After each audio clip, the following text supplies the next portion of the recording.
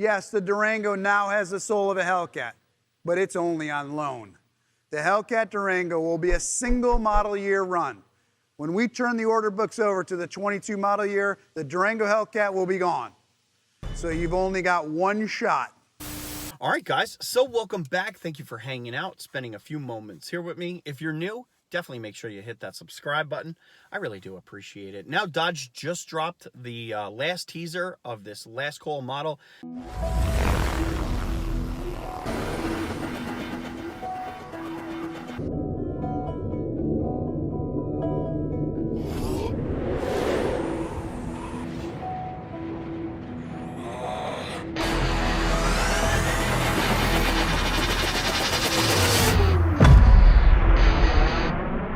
And I'll tell you what, I still am standing pat with my prediction about this is going to be some kind of a RedEye, potentially even a super stock, and it's going to see an upgraded 3-liter blower that you would find on the Elephant Crate engine, upgrade internals, so pistons, rods, and crank, along with upgraded fueling, and it'll be on E85. You'll see it making north of 1,000 horsepower. Not exactly sure, really the final numbers and whatnot, but we're going to find out in a couple of days. But today, I kind of want to talk about Hellcat Durango owners suing Dodge. For those of you that don't know, the Hellcat Durango has the 6.2-liter supercharged V8 Hemi, making around 710 horsepower and 645 pound-feet of torque. This was supposed to be a one-year production vehicle, and about 2,000 or 3,000 of them were actually supposed to be made. So this created a lot of urgency and exclusivity. People were willing to overpay for a ride that they absolutely love, which is understandable. And this is why with the Speed Week announcement for the return of the Durango, it has caused massive amounts of backlash. Yep, there's still time to get the most powerful SUV ever. The Durango SRT Hellcat is back for the 23 model year. And even though they were able to figure out how to keep building it, you all know the stories you heard about emissions, compliance, and blah, blah, blah.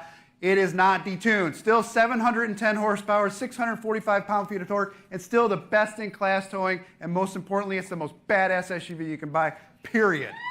This announcement probably felt like a gut punch for all of those Durango Hellcat owners that overpaid for their ride. Why? Well, because the urgency that Dodge placed when they were announcing the Durango Hellcat, well, there was none, because it was extended for another year, and it no longer has that one-year exclusivity. What Dodge should have done during Speed Week was actually introduce a Durango Hellcat RedEye. Having a RedEye version is a new trim in and of itself, and it would have been pushing around 810 horsepower, maybe make it limited production for 2023, have 2,000 or 3,000 of them.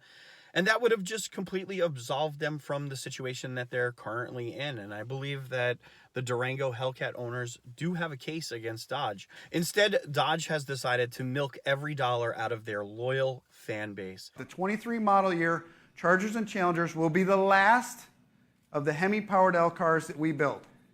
And when that window closes, there's no reopening it. Production ends December of 23. You need to get your orders in now or never. Because when the last Hemi Chargers and Challengers roll off the line at Brampton, it's going to be the end of a legendary era.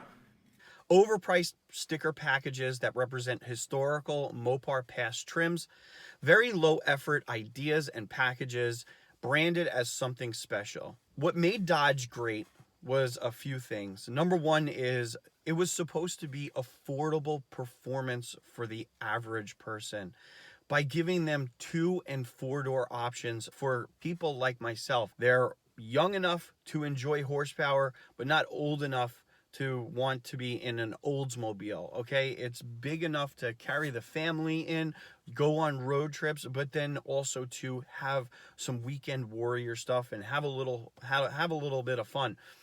On top of that, I do still believe that Dodge produces probably the best looking cars out there.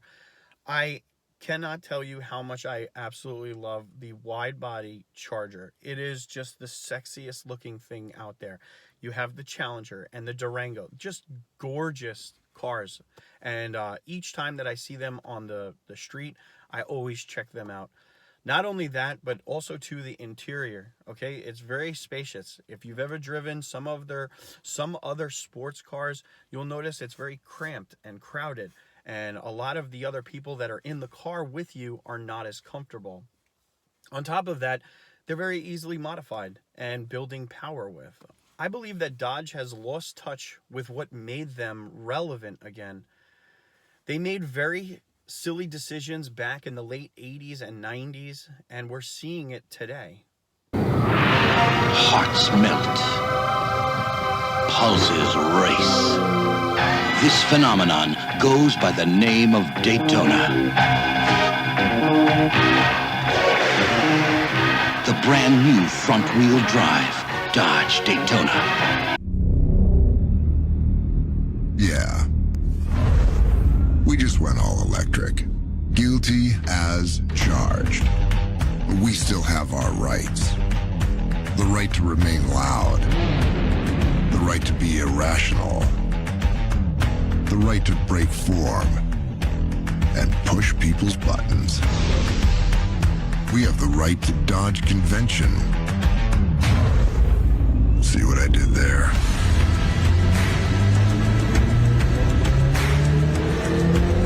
And we have the God-given right to save the muscle car.